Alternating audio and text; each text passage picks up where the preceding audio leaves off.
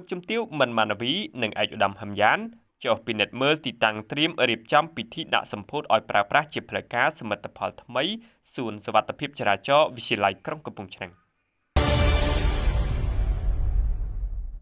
លោកជំទាវមិនម៉ាណាវីរដ្ឋលេខាធិការក្រសួងសាធារណការនិងដឹកជញ្ជូននិងជាអគ្គលេខាធិការនៃអគ្គលេខាធិការដ្ឋានគណៈកម្មការសុវត្ថិភាពចរាចរណ៍ផ្លូវគោកនិងឯកឧត្តមហឹមយ៉ានរដ្ឋលេខាធិការក្រសួងមហាផ្ទៃ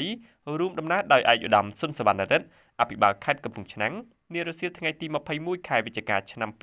2025បានអញ្ជើញចុះពិនិត្យមើលវឌ្ឍនភាពការងារដំណើរការសាងសង់សួនសុវត្ថិភាពចរាចរណ៍ផ្លូវគោកនៅបរិវេណវិទ្យាល័យក្រុងកំពង់ឆ្នាំងដែលនឹងគ្រោងរៀបចំដាក់សម្ពោធឲ្យប្រើប្រាស់ជាផ្លូវការនាពេលខាងមុខក្នុងអំឡុងសប្តាហ៍ទី4នៃខែវិច្ឆិកានេះ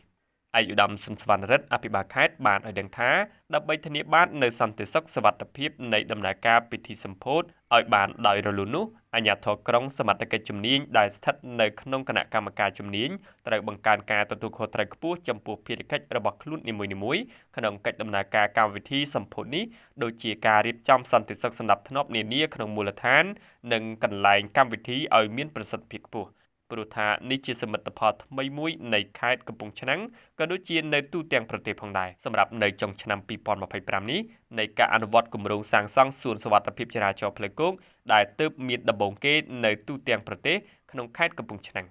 ឯកឧត្តមសុនសវណ្ណរិទ្ធអភិបាលខេត្តកំពង់ឆ្នាំងបានបញ្ជាក់ទៀតថានៅពេលដែលសួនសុវត្ថិភាពចរាចរណ៍វិទ្យាល័យក្រុងកំពង់ឆ្នាំងនេះសាងសង់រួចនឹងក្លាយជាសួនគំរូនៅទូទាំងប្រទេសដែលសួននេះមានបំពាក់ស្ថានីយ៍ចាក់ប្រេងឥន្ធនៈសុបនិមិត្តផ្លូវគន្លងចរាចរណ៍ភ្លើងសញ្ញាចរាចរណ៍ឬស្លាកសញ្ញាចរាចរណ៍ព្រមទាំងមានអ្វីផ្សេងៗទៀតដែលពាក់ព័ន្ធនឹងការធ្វើដំណើររហូតដល់ពេលនេះសួនសុវត្ថិភាពចរាចរណ៍នេះបានដំណើរការសាងសង់ជិតរួចរាល់ហើយ